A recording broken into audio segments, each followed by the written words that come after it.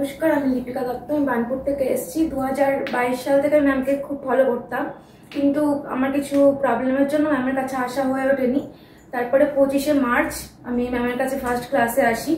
Admission নিয়েছিলাম স্যারের সাথে কথা বলে, কিন্তু ম্যামের সাথে আমার দেখা হয়নি ইচ্ছে থাকার পরেও। আমি ফার্স্ট ক্লাসেই ম্যামকে দেখি, আর আমি অনেক ভয়ে ছিলাম যে ম্যাম কেমন হবেন বা কেমন শেখাবেন, আদৌ শিখতে পারবো কিনা।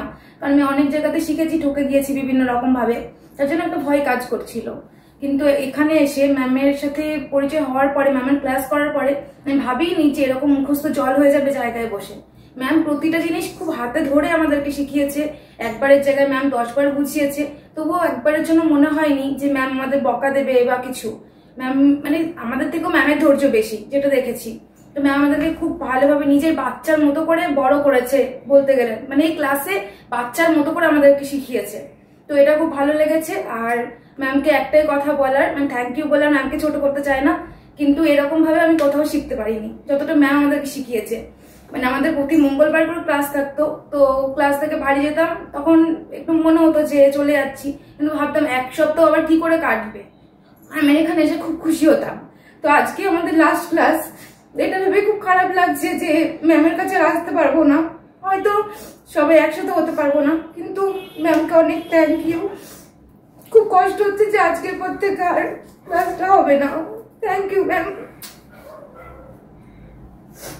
আমাদের ক্লাসের মনিটর লিপিকা প্রথম দিন থেকে 26 নম্বর ব্যাচকে খুব সুন্দর করে গাইড করা, সুন্দর করে ভিডিও করা, ভিডিও সেন্ড করা, দায়িত্ব নিয়ে কিছু করেছে। সাথে আরো মনিটর রয়েছে সরস্বতী।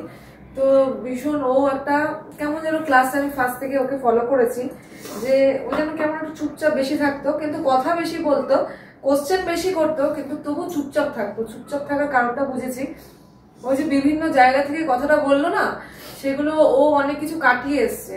এবার সেগুলো ওর মাথায় ঘুরছে যে আমি এত কষ্ট করে জায়গাগুলোকে যাচ্ছি, সময় দিচ্ছি।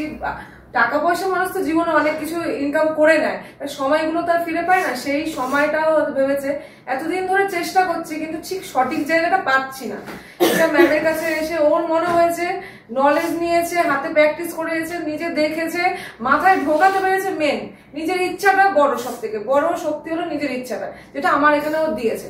তার জন্য আজকেও একটা ছোট পার্লারে নিজেরই কাজ করছে, আস্তে আস্তে অনেক বড় করবে। আমি সামনের দিন জানি, সামনের ভবিষ্যৎ ওর অনেক ব্রাইট। তো সামনের দিন অনেক বড় হও, জীবনে অনেক আশীর্বাদ করলাম, অনেক ভালো কাজ। আমার মনের জোর ছিল, কিন্তু তবু ভয় পেতাম, কিন্তু ম্যামের কাছে এসে মনের জোরটা আমার আরো বেড়ে গিয়েছে, কাজ করার ইচ্ছেটা আরো বেড়ে গিয়েছে। কাটিং এর উপর আমার খুব ভয় ছিল, কিন্তু এখন কাটিং মানে প্রত্যেকটা জিনিস আমার মুখস্থ জল হয়ে গেছে। জানি না পরে আমি কতটা করতে পারবো, কিন্তু ম্যামের কাছে এসে আমি সেই ভরসাটা পেয়েছি। Thank you ma'am. ভালো থাকবেন সবসময়। আচ্ছা।